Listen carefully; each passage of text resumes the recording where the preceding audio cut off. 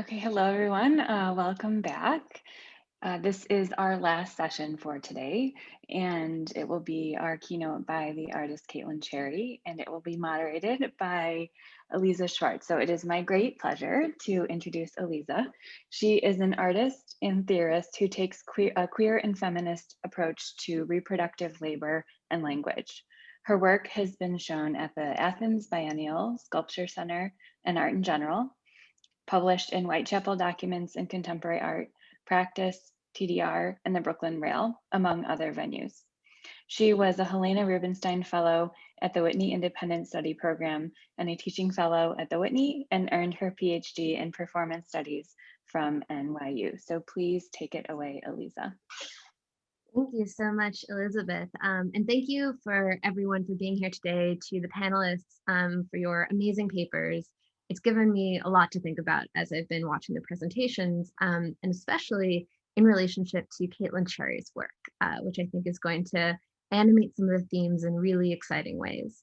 One of the things that's occurred to me thinking about these things is that we've seen a really sort of deep analysis of the many different ways phenomenology can be a capacious methodological framework. And what I'm really excited to be thinking about with you all today through Caitlyn Cherry's talk is the way in which it can also be a practice. I'll be collecting questions for you to pose at the end of the talk, so feel free to post them in the chat box whenever they occur to you, and I will read them aloud when Caitlyn Cherry is done. And without further ado, it's my pleasure to introduce our keynote speaker. Caitlyn Cherry is an artist and an assistant professor of painting and printmaking at Virginia Commonwealth University. Her work in painting, sculpture, and installation makes references to art history, contemporary politics, and most recently, addresses gendered power, respectability politics, and the landscape of digital media through Black femme figures. She is founder of the new online program Dark Study, a contra-institutional space for radical learning about art and theory. Her paintings have been exhibited at the Brooklyn Museum, Performance Space, and the Studio Museum in Harlem.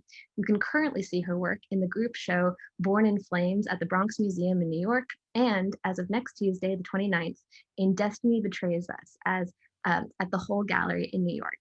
I'm delighted to welcome Caitlyn Cherry.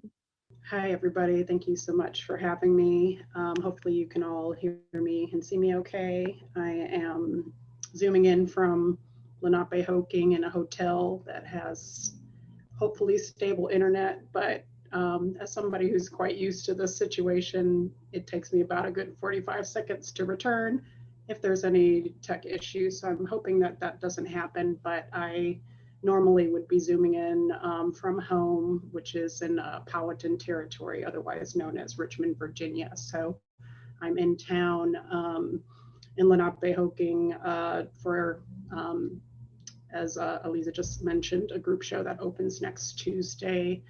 Density Betrays Us at the Whole Gallery, which has a new space in Tribeca. So if you are perhaps in the Eastern time zone in this part of town, that show will be opening shortly.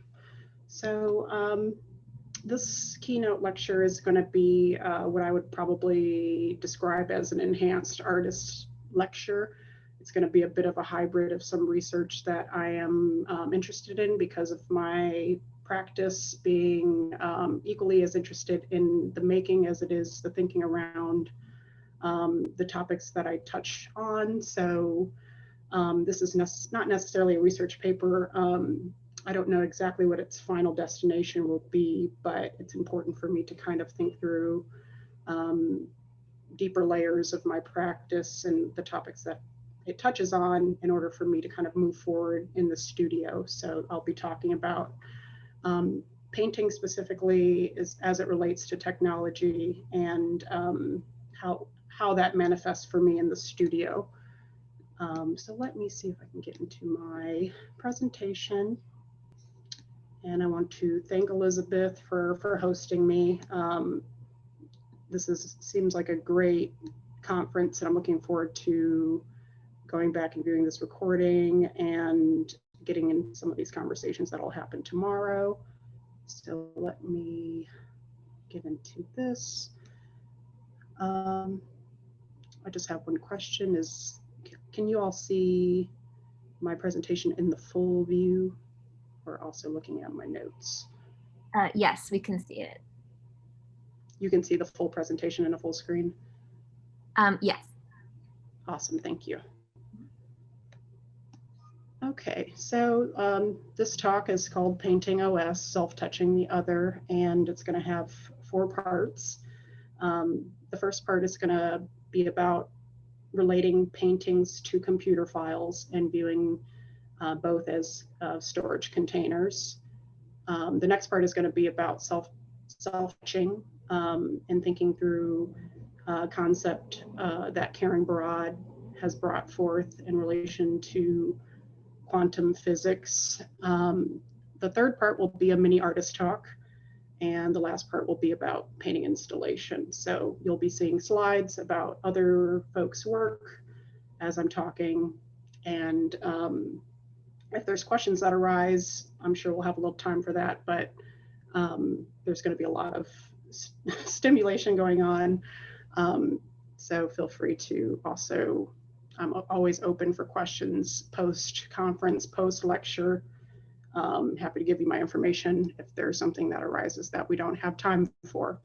So here we go. Storage containers.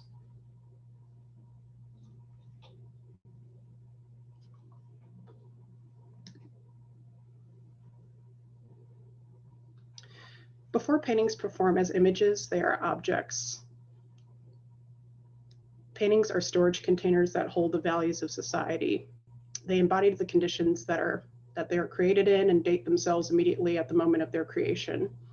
A painting's building blocks, the brushstrokes and mark making of any sort, link to create a lattice work that is equivalent to data.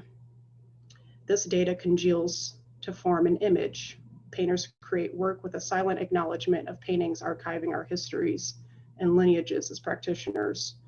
The data the painting contains is an essence of the lived experience of the maker.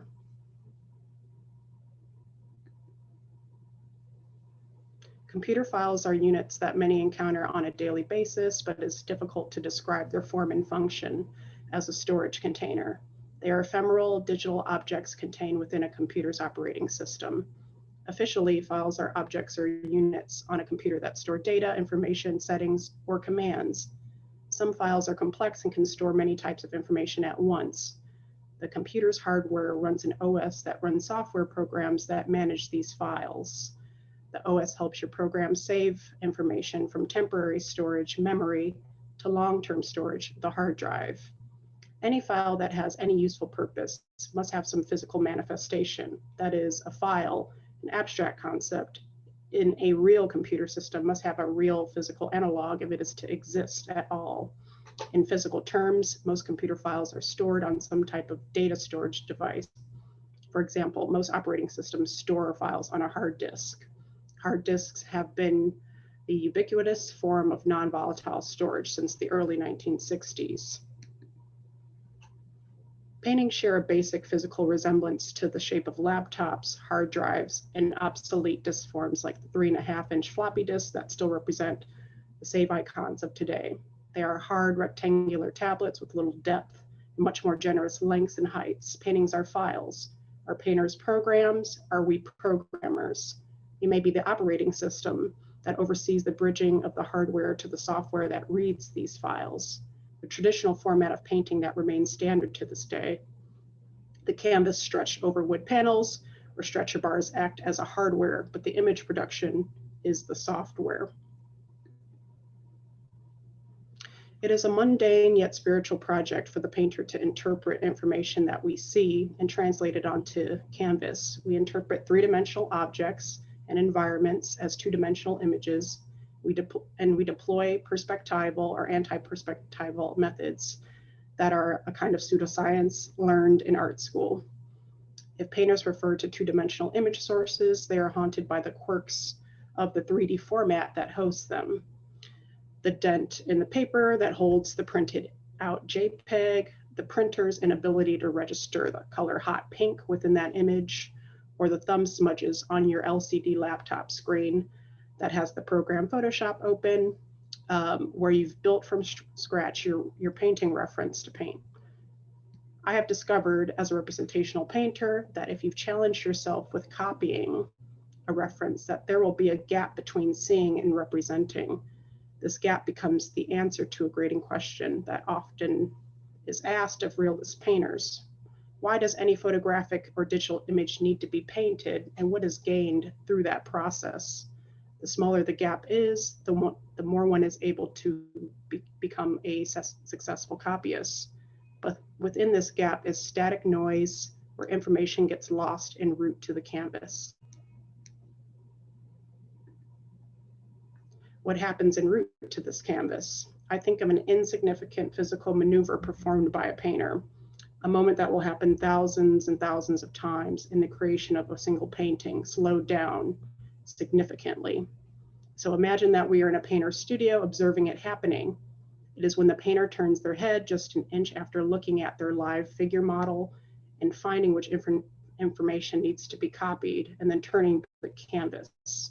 After this moment, there may be several other similar moments during the time between that scanning glance and the action of painting, like selecting the right color on the palette and moving the hand to canvas. Information was lost there the moment they look away from the model, since the brain is not a video camera. This information gets reconstructed by what the painter thinks they know about what they've just seen. This works very much like the lossy or lossless data compression of files on computers. Data compression is a reduction in the number of bits needed to represent data. Compressing data can save storage capacity, speed up file transfer, and decrease cost for storage hardware and network bandwidth. Compression is performed by a program that uses a formula or algorithm to determine how to shrink the size of the data. Compressing data can be a lossless or lossy process. Lossless compression enables the restoration of a file to its original state without the loss of a single bit of data when the file is uncompressed. Lossy compression permanently eliminates bits of data that are redundant, unimportant, or imperceptible. Lossy compression is useful with graphics, audio, video, and images where the removal of some data bits has little or no discernible effect on the representation of the content. Graphic image compression can be lossy or lossless. Graphic image file formats are typically designed to compress information since files tend to be large. JPEG is an image file format that supports lossy image compression. Formats such as GIF and PNG use lossless compression. Data compression is akin to the painterly process because of how painters will intentionally, or as I've already described, unintentionally lose information in an attempt to copy their source material. In the case of lossy compression, where data is discarded for being unimportant or imperceptible, I think of how painters are forced to manipulate their paintbrushes with a sense of approximation. That paintbrush shape and size and all of their states of wear and tear can only do so much to represent all the various textures, fade, gradients, fine lines, patterns, or even when they are wielded by a very skilled technician. It is part of the game of painting to compromise with your tools, and in extreme cases, discard traditional brush sets in favor of new alternatives. Recent additions adapted into contemporary painting include spray paint, airbrush, and paint printed out and stretched over stretchers as a conceptual idea.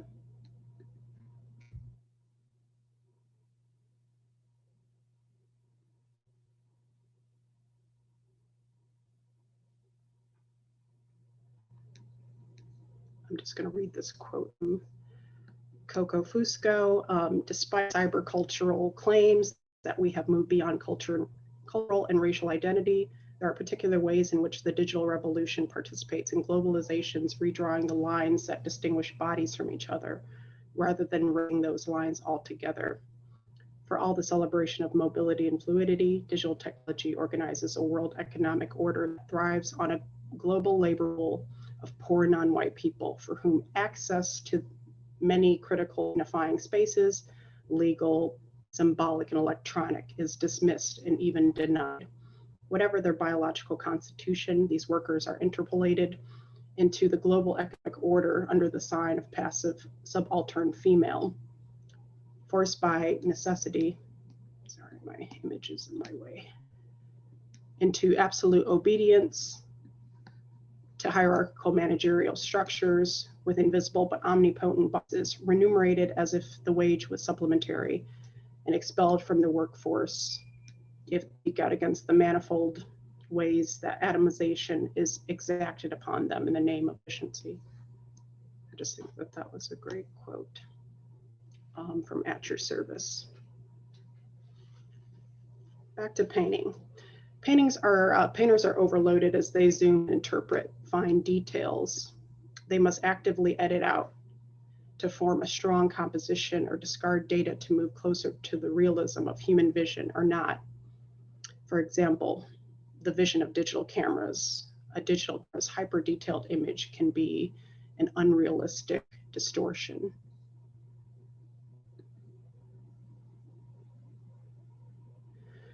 Lossless compression's relationship to the painterly process is not a one-to-one, or it would mean that a painter has the ability to copy information from its source, restructuring the source material onto the canvas. Exactly. I believe painters could be involved in a lossless project if they chose to replace this information loss with a new strain of realistic information that is present but overlooked and usually under-investigated. This type of information tends to haunt the prime image as a specter, frame it or host it. An analog lossless example is when painters allow the materiality of the paint to participate in the formation of an artwork's concept, the paint making up the difference. This is a canonized historical project of abstract painting. Returning back to that dent in the paper where the reference image is printed, or the thumb on the surface of the laptop's LCD screen, rendering these moments is a lossless project. They are perceptible, but usually dismissed by a representational painter as a mistake. In 2020 or 2021, where most painters are influenced by and source their references online, painting from and through screens, we can choose to look deeply at protocological functions behind these devices that produce these images. This does not mean a painter must conjure up matrix-esque style reality, stylized green, zeros and ones, and pronouncing to us all that this is an image of a Black woman. But they acknowledge in any number of ways how the hardware, screens, or software programs work and influence why we see blackwoman.png file that is the source. This reality beneath the screen, from painting to PNG to hardware, is a complete lossless painting. Part 2, self-touching the other.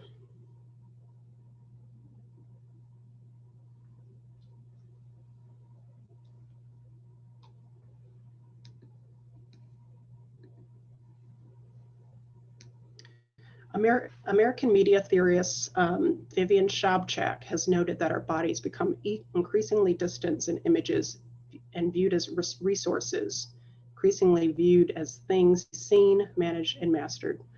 Mastery of tools and of subject is a common goal for painters. Painters are invested in image management, no matter the level of technology involved in their process. We are subjectifying objects by promoting our tools to the level of artistic content, and we are objectifying subjects by dehumanizing bodies represented, treating them as tools.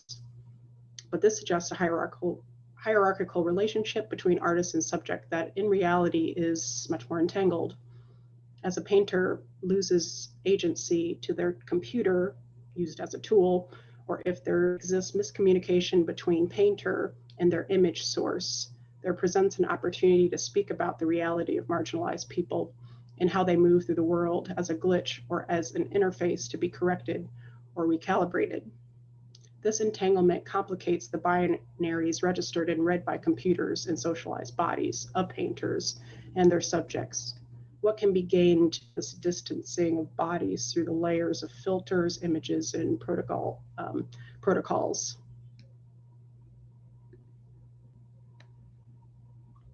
Feminist theorist Karen Barad's theory of intra-action as opposed to interaction begins with entanglement.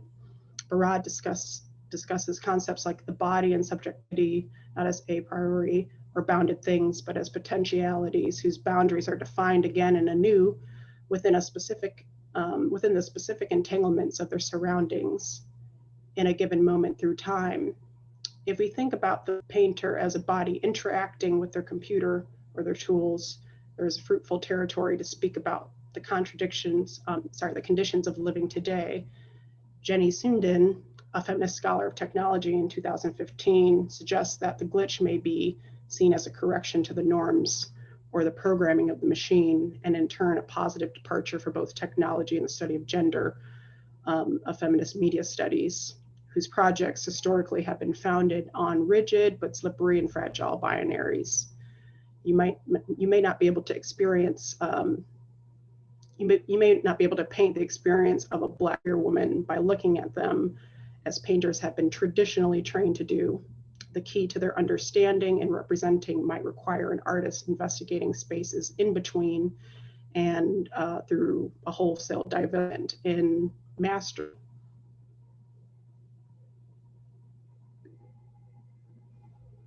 Barad writes in On Touching the Inhuman, Therefore I Am, on quantum physics, that repulsion is at the core of attraction. Atoms are mostly empty space and electrons cannot bear direct contact. Particles are ghostly non-existences that are in between being and non-being. In terms of computer binaries, there are both zeros and ones and in between. Barad theorizes that electrons are queer because if the electron exists, it emits a photon, because the electron exists and then it emits a photon and then absorbs its own photon. They refer to this as touching oneself or being touched by oneself as a queer intimacy. For one to have this perspective on a quantum scale has big implications on the idea of the self overall. They conclude that the self is dispersed and diffracted through time and being. What may this dispersal of the self look like in painting?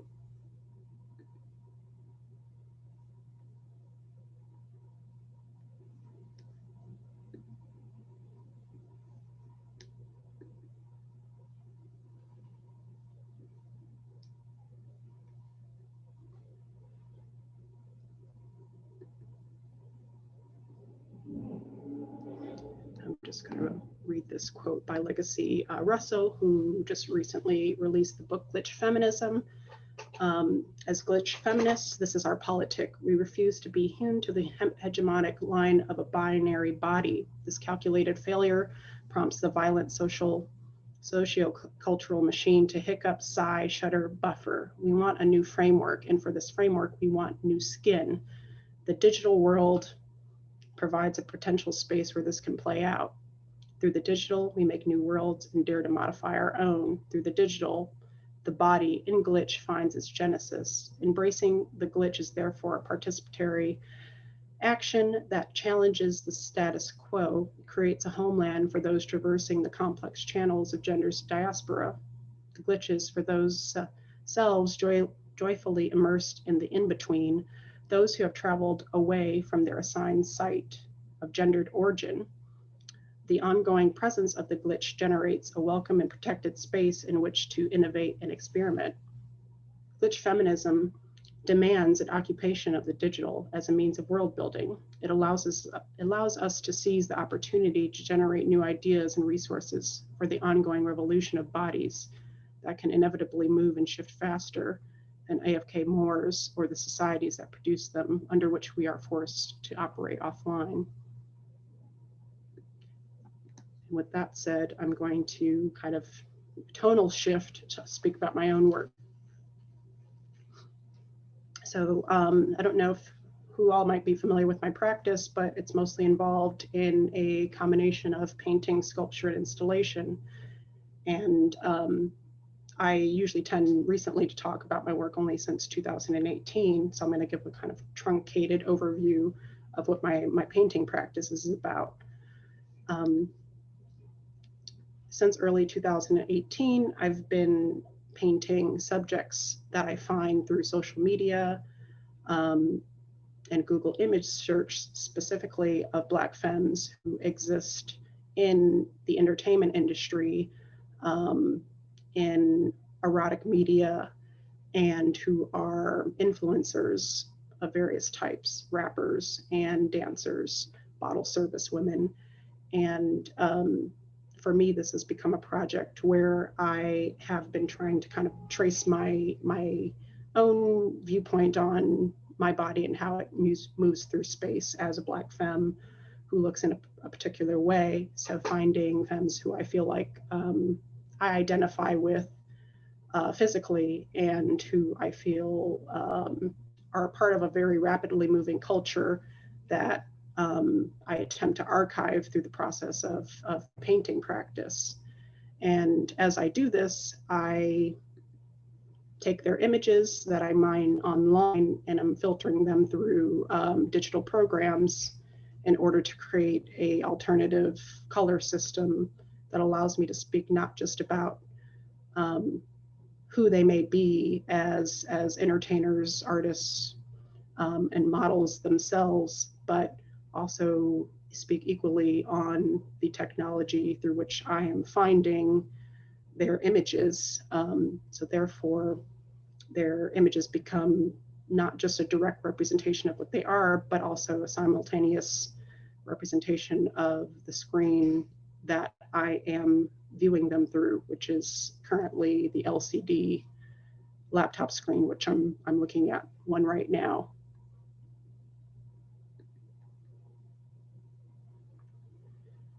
So as I begin to represent them and attempt to think about representing the technology, I'm thinking about phenomenon such as iridescence, which is interesting because you can't really register something like iridescence out in nature without movement around the object that you're looking at. And so you have to be kind of at a particular angle and moving around an object to notice that it glimmers with iridescence. I find this to be a very similar experience to what happens with LCD screens, because especially in their earlier iterations and up until recently, they've been upgrading quite rapidly and they're getting ready to be obsolete thanks to these OLED screens that are about to replace them. That there's a particular phenomenon of the LCD screen, which also involves movement. In the earlier iterations, if you would tilt your laptop screen up or down or be at a particular angle in relationship to it, the image, particularly skin tones, would begin to solarize. And the solarization is something that I represent through paint, and which is why you don't quite see Black femmes as brown skinned. You often see them as phthalo green or blue skinned, as their color is literally halfway inverting from their real skin tone to their exact opposite color. And this is a space in between. So basically representing the tilting of the screen, our relationship to it physically.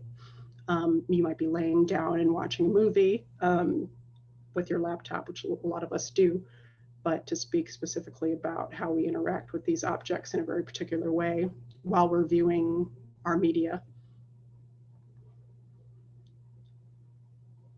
Also in this process, I am thinking about what happens when the screen breaks, or when you take a digital camera and take an image of your screen, which causes things which are very similar to iridescence, which is you start to realize that the material of the screen is made of something that is a bit of a hybrid between a solid and a liquid crystal, and that has a particular substance to it that, you know, that is particular to the screen, but also the material that I find to be interesting in terms of the reason why it was invented, and also how it produces colors.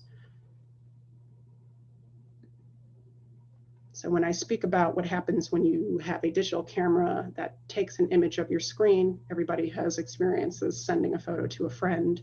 You'll start to see this moire patterning, these dark and light bands that have revealed that the camera is a pattern recognizing device, and that the pixels in the screen, the liquid crystals, are aligned in a pattern as well, and that the camera is kind of communicating and miscommunicating the order of these crystals and pixels to produce the moire pattern.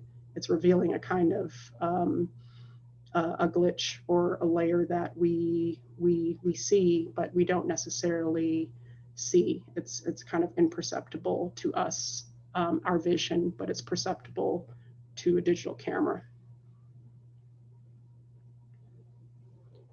And I'm being very non-specific about the work itself, but if anybody had particular questions about scale, I paint primarily in oil, and scale tends to range, but I tend to make very large paintings. And I've been told and have experienced this, the work in image is very different from the experience of them in person because of how I paint.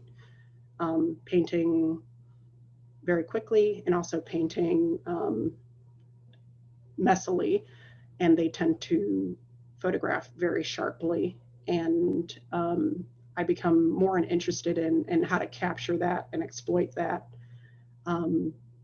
with you also utilizing the moire pattern system to kind of protect the painting from that sort of experience that you can understand my paintings only by seeing them through image. But the moire pattern becomes a kind of camouflage, but also a security system, if I can describe it that way, that protects the real painting in person, that demands that it be seen in person always, because the moire is something that registers so sharply by the digital camera that it almost creates a dual experience, one of the image online and one of the image in person.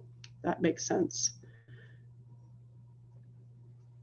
As far as the images that I'm finding, they range. This is a painting of the rap duo, the City Girls, a video still from a music video, and therefore I pretty much jump extremely to images sourced from music videos, from photo shoots, of their social media that might be not as glammed up, and just to speak about this kind of inaccuracy, not just of celebrity, but of just the kind of complication of accurately representing and viewing Black womanhood through society. So as I am interested in like miscommunications between us and the screen, the laptop, the phone, pixels and things like that, it's very much about the inaccuracy of society representing us as Black femmes.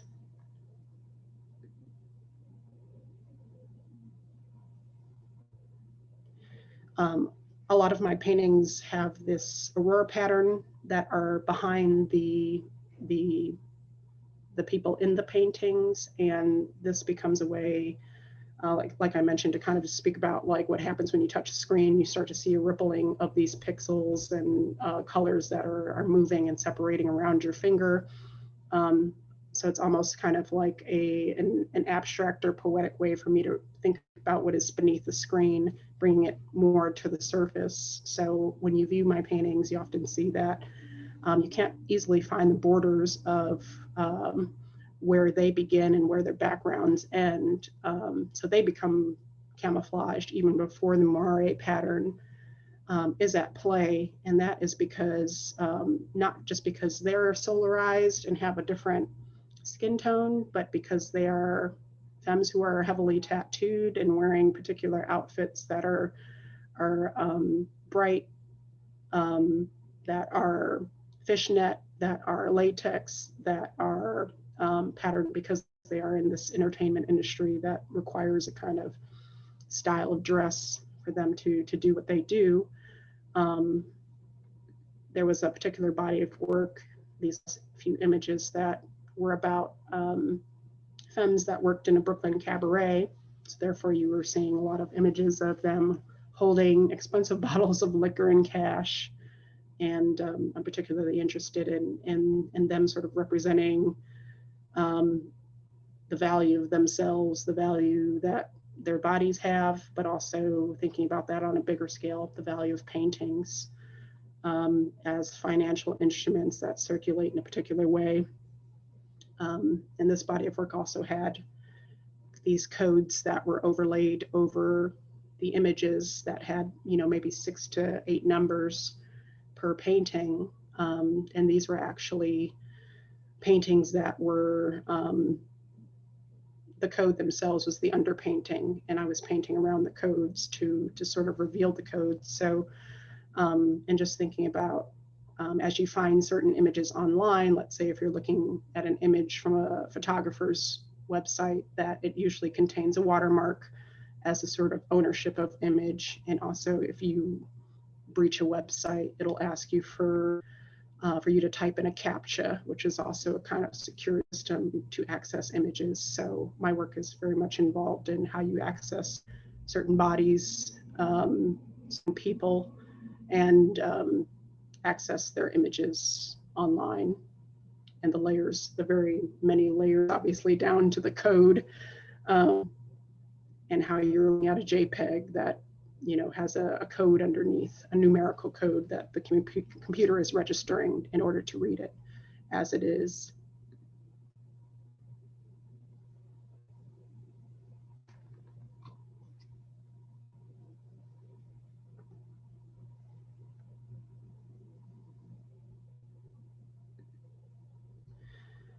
So I'll speak a little more about this in a moment, but my work is involved in hybrid of painting and installation. So I'm also thinking about ways of displaying painting that think about how they relate to each other, but relate to viewers in space in a way that is a little bit more intrusive than paintings hung on walls. So initially I started by displaying paintings on LCD screen mounts and returning the paintings exactly as a kind of, you know, brute way of saying paintings are not just viewed as windows to another world, but they're also viewed as screens to another world. And thinking about the network of viewing, how paintings can look at you as you sit down in one of these chairs in this kiosk type installation, look at how a painting could look at another painting across the room as a kind of camera. And these installations actually did involve real security cameras that were pointed towards other paintings in the room, almost as if there's a certain layer of surveillance involved in the room that wasn't necessarily real. I wasn't sitting around looking at other people looking at my paintings, but just a network of viewing, the painting viewing you, you viewing the painting, and another person elsewhere looking at you doing this. And this is definitely the experience of social media, particularly, you know, apps like Instagram and how we utilize them. Here's the back of a painting. I particularly love showing backs of paintings, so I don't alter them. You will just see canvas strings and signatures on the back. And there's only limited images of these exhibitions, but thinking about painting mounted on a chair, but also the kiosk installation, particularly just being about allowing people to sit in a space and spend a little bit additional time thinking about the paintings, and the gallerists also allowed to sit in those installations and have a painting intrude in their personal space. And you can see the camera a little bit more clearly in this one, being, you know, with the red light scanning the other side of the, I believe this was like 2019 Armory booth here in New York. So sorry, I'm just going to move a little bit quicker through some of these.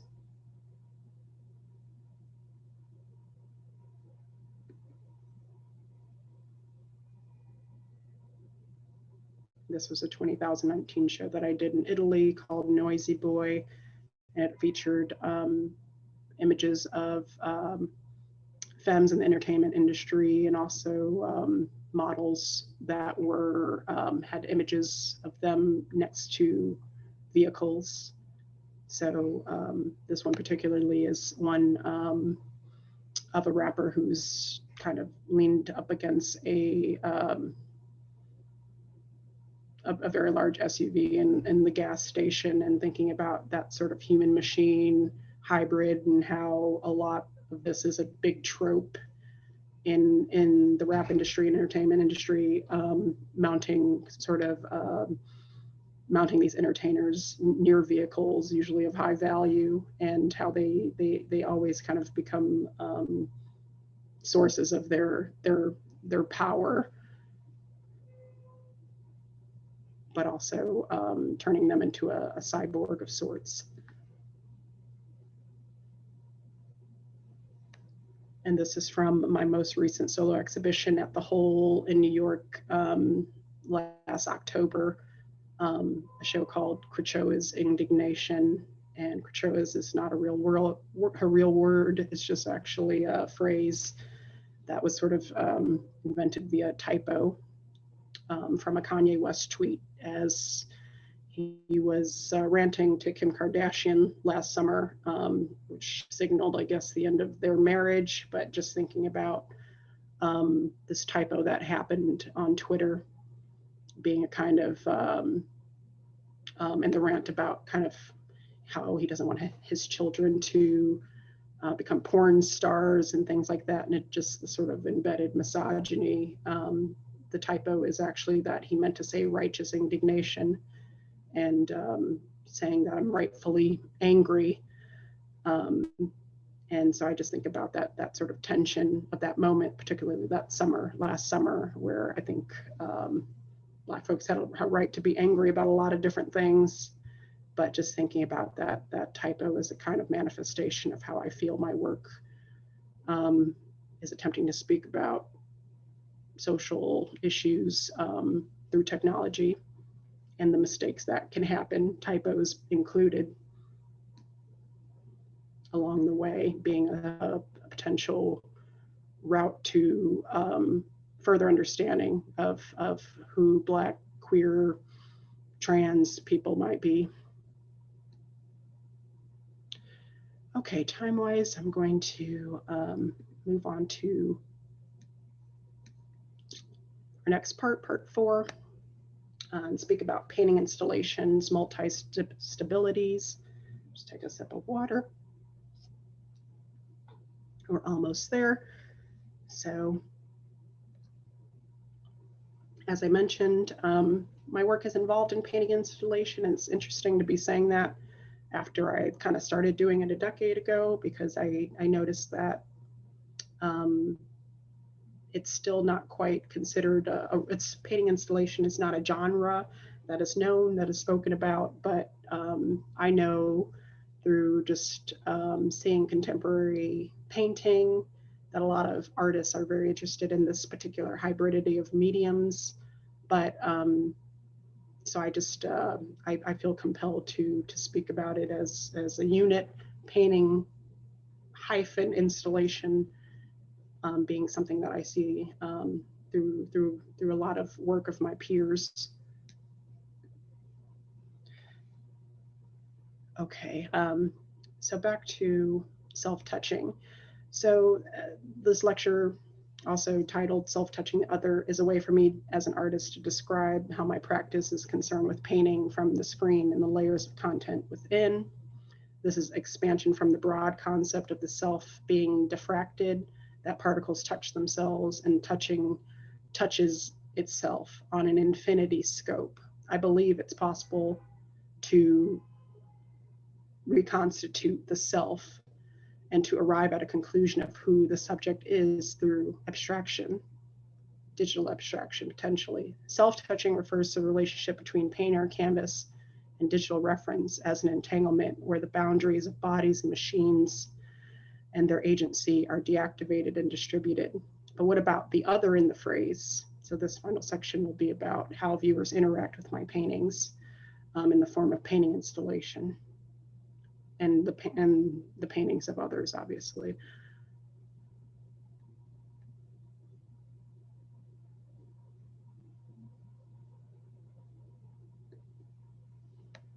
Painting installation requires a few precursor understandings about what paintings are and how they operate. Paintings are objects, and that paintings are already involved in the discipline of installation, even when they're hung on the wall traditionally. Paintings are performance objects that demand viewers interact with them in a particular way. In a gallery, paintings are bricks, and they are phones. They hold information and contain media because they are a cultural artifact. They're ritualistic, they are financial instruments. They have been networked like computers since the dawn of conceptual painting that conceives shows as a singular unit, the story of the show. Paintings communicate with each other as diptychs and triptychs on the same wall are broadcast and communicate across the gallery. One painting finishes the sentence of another painting. They can make a viewer pivot on a dime and weave in and out of the gallery in a choreographed dance. They demand a certain distance to be registered as an image. Many paintings will never see a day, and potentially their centuries long lifespans, if they're lucky, hung over a living room couch. Some paintings make their demands.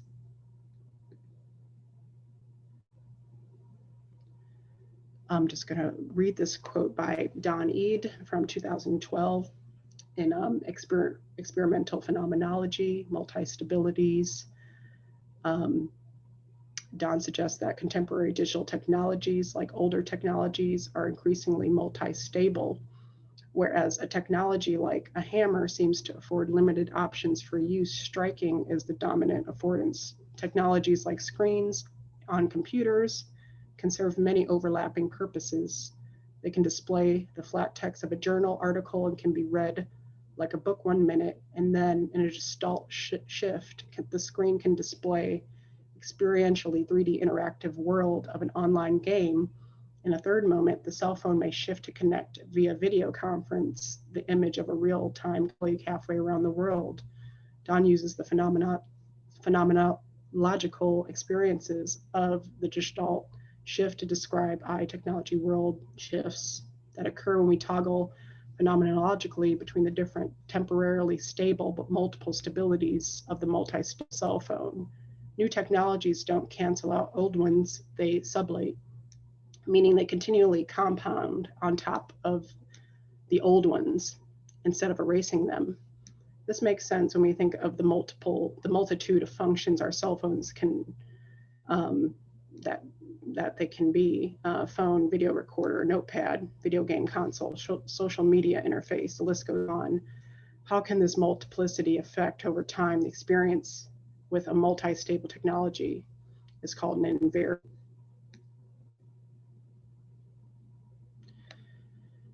As smartphones can act as a mirror and as a camera, so do paintings. And we are taking a selfie that is not mirrored. The feeling the photo inaccurately represents us because we are used to seeing ourselves mirrored. So this quest for authenticity via a device that in its latest iterations, I'm talking about our newest, let's just say we're talking about an iPhone 11 or something, has a camera of unprecedented professional quality. Even it manages to fail to provide authenticity.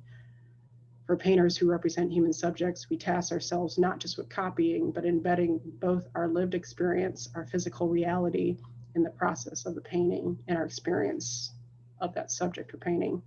We are kind of a failed recorder, but the paintings we make imbued with the culture of our time are mirrors back to the viewer who goes across it. In a gallery, paintings do stare back and show us who we are at the time.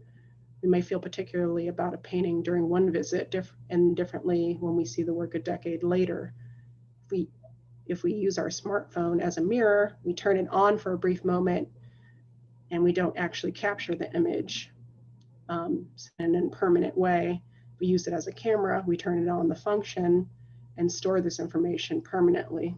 So this returns back to this idea about storage containers.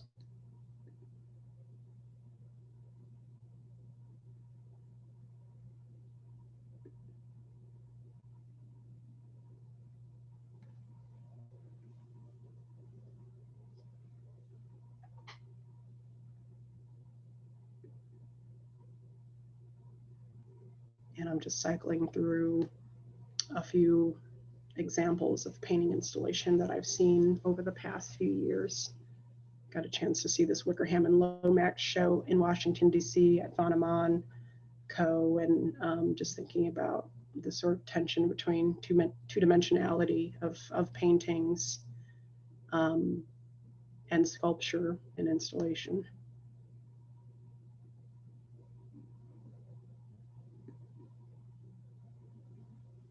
And also thinking about Titus Kaphar, whose work I think is heavily involved in painting installation, painting and sculpture hybrids.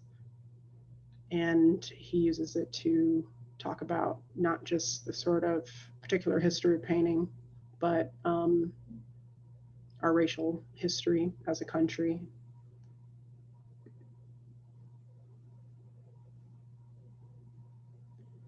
And I'm going to conclude on kind of where I ended with my mini artist talk, which is my own painting installation from the whole show. So sorry, this is actually a replicated image, but so when a viewer encounters a painting installation, they must contend with multiple realities. The painting is an image, but isn't an object. It exists within space. It is also a body that may intrude upon yours. You recognize it, that it may accommodate you because it's made by an artist who is predicting you may encounter in a particular way, that you have a body of a particular type of height. To show a painting installation, you can queer the painting and allow the viewer to see its less desirable sides. You will see those canvas strings or its stretcher bars, like seeing a woman bending down to pick up something off the floor. The stretcher bars suddenly remind you of this indecent, discrete moment, seeing her underwear as she bends over. The painting becomes vulnerable and potentially seems unfinished from one side. And for painting installations to be successful, they must understand that even if painting appears finished before it is involved in installation, that way it is installed may destabilize it, even the strongest image in paint. So the paint installation recalibrates even the strongest the strongest painting, because of bringing about new variables in its equation. So making the painting a pawn in a greater chess game of content construction. And so I will conclude there and finish just a few images of my installation at the Whole, which was something built off of a render farm where there were multiple paintings in these slots. And one of the paintings, the front painting, you can kind of see a bit of a code, a keypad, and that painting was actually locked in the system. So it can only be accessed by people that I give the numerical code to in my close friends on Instagram the day before the opening. So only about 30 people in the world had access to this painting, and the rest of them were actually printed out images of paintings from a exhibition that ended up being an online exhibition because of COVID at Luis de Jesus in Los Angeles. And because the show was so close to the Luis de Jesus viewing room show, that we decided to conceptually kind of put these paintings in the exhibition, though they weren't really there. They were printouts of those paintings to scale, because the work had been sold off, but the work was never going to be seen in person. And I took those images of those paintings, resolarized them digitally, printed them out, and they were present in the Krachowa's Indignation show. But the reason why I talk about this render farm is also very similar to museum storage. If you might have seen museum storage, paintings tend to be stored this way as well, for you to kind of like pull them out when they need to be pulled out. But a render farm, which is only used for a very high graphic rendering need, for example, maybe an animated movie, that these paintings almost appear as if they are loading in to reality that there's no real painting in the system. And in the end, this painting in the front, if you did manage to reveal it, that you revealed that it was an underpainting. It's also an unfinished painting. So people were fighting to see a painting that was unfinished and the most vulnerable painting in the exhibition at the end. And only my close friends got to see that, because that's how I kind of utilize social media anyway, to show my friends what I'm working on. So with that said, thank you all so much for listening to my talk and listening to my rants about things. Let me get out of my screen share so I can see everybody. Thank you so much, Caitlyn. That was fantastic talk. You have a lot of comments, which I think are worth voicing. Helen Fielding says, Caitlyn, your paintings are stunning. They show what exceeds technology or cannot be captured by it, or the technological gaze. People are typing too fast, even though it's the gaze that makes it possible. Jennifer Doyle says, my jaw's been on the floor a while now, so much thought-provoking writing and work. David Peters Corbett says, wonderful, Caitlyn, and thanks to all today. Kimberly Bain says, this is absolutely fascinating keynote. Thank you so much for sharing this, thinking this, dreaming this, and making the space for us to do the same with you. And I echo all their sentiments.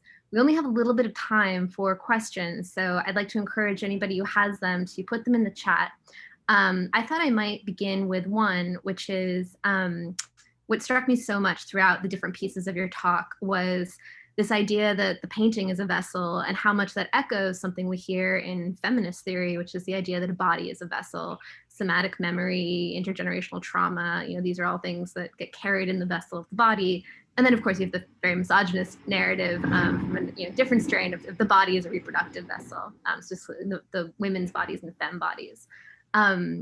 It struck me as I was looking at your work that figuration becomes a really useful technology for you to kind of toggle between these two discourses and articulate that connection. And I was wondering if you could talk a little bit about these metaphors of vessels, the machinic, that's so strong in your work, and how that relates to ideas of embodiment, and specifically, does figuration kind of articulate that for you? Yeah, I mean, I think that if I am thinking about like the painting as a vessel or the painting as a body, and how objects can in turn be gendered for how we relate to them, how we use them, but also how they have come to be via either capitalism, like the birth of the computer, and also just thinking about its history, computers also being gendered because that was a job that was primarily occupied by women, and things like that, and just and that sort of erasure from our idea of what we think the machine is, which usually I think people think is like a very like sterile and therefore almost like masculine thing, but also be transposing that on the painting being a similarly built object, but equally weighted in its history, as a vessel that's awaiting information or waiting input or something like that. So I guess I'm just comparing that experience. But when I think about both objects that way, even though my work is very figurative, I find that it's actually like equally abstract, and it's very much involved in like distancing you from your ability to view the person as accurately as you can through all of these layers, and therefore you almost end up, if you're positioned in relation to the painting in a way, you're just looking at a pattern, you're just looking at a gigantic pattern and its abstraction. So I think it's figuration, but just thinking about it differently, like painting is the body and that's figurative. The image is abstract, but though it is kind of like, it's just kind of rethinking figuration, I think, and abstraction in a way that abstraction is not about, distance, it's not about being the opposite of figuration, but that there's actually like an ability to, through the camouflaging, come to a new idea of the figure. with all layers and things like that in between being represented and co-producing the figure, if that makes sense. Yeah, I mean that is a really interesting answer. That relationship between figuration and abstraction as being kind of co-productive. Maybe I'll give people just 2 more minutes to ask questions in the chat if they want. In the meantime, I guess building off of that, I too am really interested in your use of moire patterns. Moire, I think, is a super interesting technique in your work. I love the idea that it's a sort of security, sort of tactic to make, to distinguish the digital reproductions of your work online from the actual physical experience of seeing them. And I know that you've spoken at length elsewhere, I was reading in an interview you did with Artforum, about how moire is also maybe a metaphor for thinking about how Black femme bodies sort of are represented or navigate visual, in visual culture and in cultural space. So I was wondering if you could expand on that connection a little bit.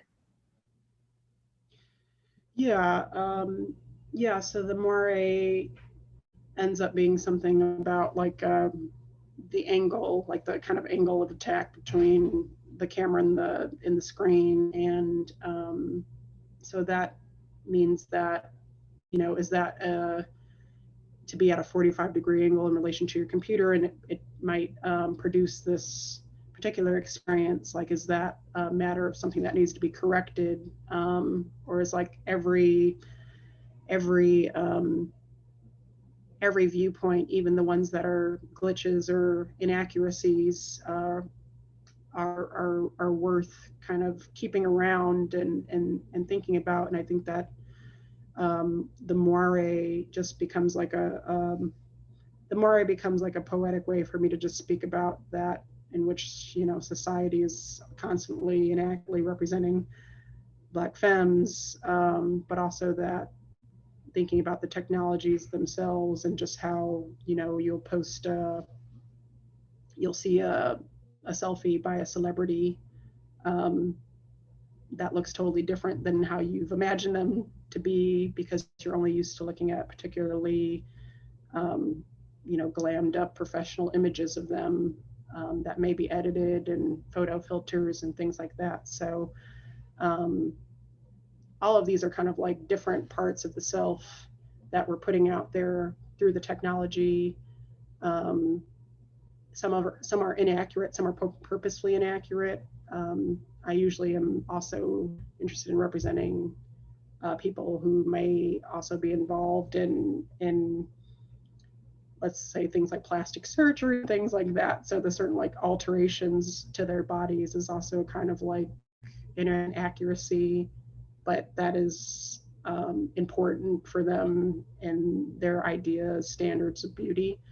So like hacking, glitching of the body in reality too. So the moire is just something I've become really attached to as a way to kind of signal that, but it's evolved into something much more, particularly because of how it can actually do that it's becoming much more deliberate nowadays, that I'm using the moire and painting in such a way that I'm always checking to see how the camera registers my painting versus the painting's experience in real life. And I think the gap between those experiences are now becoming much greater because of how dense the moire patterning is in the paintings. Yeah, we now have a ton of questions coming in. We unfortunately are almost out of time, so I think we have time to address just one, which I'll read out. It's a question from Kimberly Bain. She writes, I have so many half-formed questions, all born from your generous thought and praxis. One of which is around where you leave us with touch. Rizvana Bradley has this powerful line, Black life is being touched, which she builds on from Hortense Spiller's attention to the way that touch for Black folk is both an intimate space as well as a terrifying reproduction of histories of enslavement or even histories of the container, i.e. the slave ship. What I was thinking as you were tackling touch was haptics.